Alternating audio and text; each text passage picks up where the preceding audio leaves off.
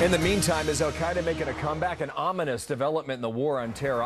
Al-Qaeda claiming responsibility for an assault on an Iraqi prison, freeing hundreds of the worst criminals, many of them with death sentences, including senior members of the terror organization.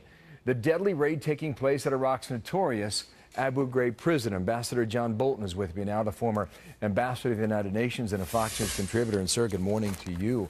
Good morning, Bill. What does this mean about the strength of al-Qaeda, not only in that country, but elsewhere?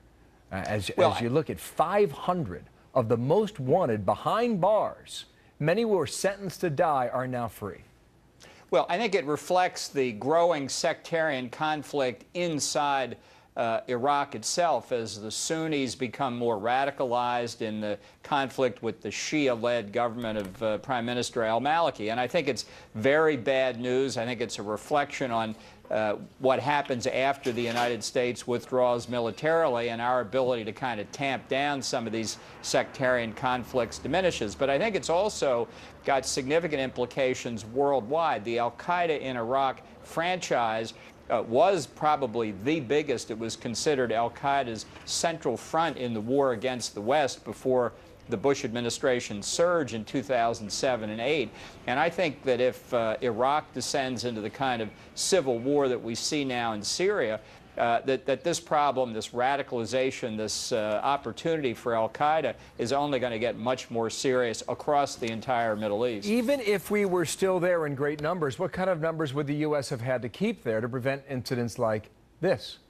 Well, I think it's less a question of numbers than the political significance of the United States being there. You know, a lot of the effort was undertaken during the surge in particular to try to reinstill a feeling of Iraqi determination to have a free nation, a secular nation. That's disappeared. Now, it may have been a long shot to begin with, let's be clear, but it's disappeared with the withdrawal of American forces. The al-Maliki government is effectively under the control of the Ayatollahs in Tehran on key important strategic decisions. And I think that's one reason why the Sunnis, the Arab Sunnis, and the Kurds have come into increasing conflict with al-Maliki, and why the risk of Iraq descending entirely into sectarian conflict is a very real one. But by the way, there was another attack on a prison north of Baghdad in the town of Taji.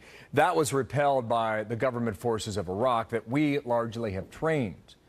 But it comes back to the fundamental question: how equipped and how capable are Iraq's forces of maintaining peace and control in that country?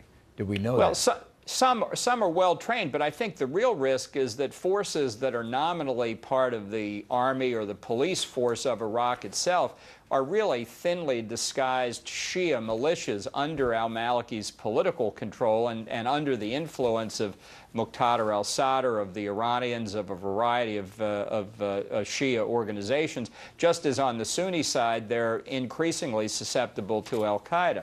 So I think when you see these two extremist views really growing in strength, you can see why the likelihood, or at least the prospect, of sectarian civil war is very real. 500, most of them convicted senior members of al-Qaeda and had received death sentences, and many of them are free now. John Bolton, thank you. Watch where this goes. Thank you, Mr. Ambassador from Washington.